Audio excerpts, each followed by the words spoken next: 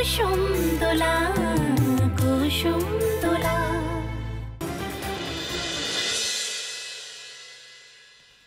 ইমন, তোমার সঙ্গে আমার জরুরি কথা আছে কিছু। হ্যাঁ বলুন, শুনছি। পড়তে পড়তে শুনলে হবে না। আমি যখনই পড়তে বসি তখনই আপনার সব জরুরি কথা মনে পড়ে। কথাটা সত্যি অত্যন্ত জরুরি, তা না হলে আমি বলতে আসতাম না। বলুন কি কথা? সকালবেলার কথাটা নিয়ে নিশ্চয়ই কোনো কথা বলবেন না। সকালবেলার কথাটা টেনে আমি কথাটা বলবো।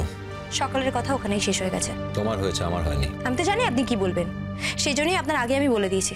যান, বেরিয়ে আসুন। তোমার কি মনে হয় ইমন আমি বেড়াতে যাচ্ছি?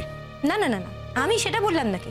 আপনি নিজের কাছেই যাচ্ছেন, কিন্তু তার সঙ্গে রূপকথাদির জীবনটা যে বিয়ের পর থেকে একটু শান্তি পায়নি, তাই আপনি রূপকথাদিকে একটু শান্তি দেওয়ার চেষ্টা করবেন নিশ্চয়ই।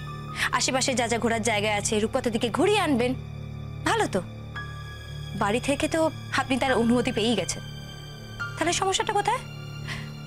রূপকথাদি কি বলেছে যাবে না, নাকি যেতে চাইছে না?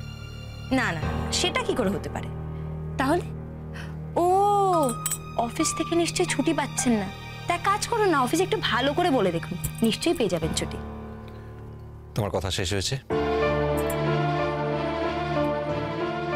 আমার কথা সকালেই শেষ হয়ে গেছিল, আপনি আমার খুঁচিয়ে নতুন করে শুরু করলেন। তাহলে আমি বলা শুরু করি। আর কি কথা থাকবে বলুন তো? আমি তো বলেই দিলাম, আপনারা যান, ঘুরে আসুন।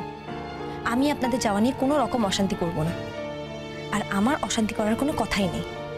এমনিতে আমি কিন্তু খুবই শৃঙ্খলাপরায়ণ। আপনি নিশ্চয় এতদিন আমাকে দেখে চিনেই গেছেন।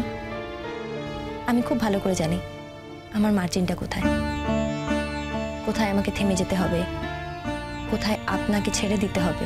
তুমি কি আমাকে তোমার হাতের পুতুল মনে করো নাকি, যে তুমি যখন ছাড়বে আমি এগোবো, তুমি যখন আমাকে টান মারবে তখন আমি থেমে যাব? কি মনে করো তুমি? আমি আপনাকে সেটা বলতে চাইনি। আপনি যদি সেটা মনে করে থাকেন, আই এম সরি। আমি আপনাকে এটাই বলতে চেয়েছি যে তুমি কি বলতে চাইছো তা নিয়ে আমার কোনো প্রয়োজন নেই। আমি কি বলতে চাইছি তুমি সেটা শোনো। আপনার কথা নাকি আপনি বললেই আমাকে শুনতে হবে? দেখো ইমন, আমি তো সবসময় তোমাকে কিছু বলি না, কিন্তু এখন যখন বলছি তোমাকে শুনতেই হবে। You have to. চিঠিটা যখন এসছে আর ব্যাপারটা যখন দাদাভাইয়ের বিষয়ে, কাজটা তো আমাকে করতেই হবে।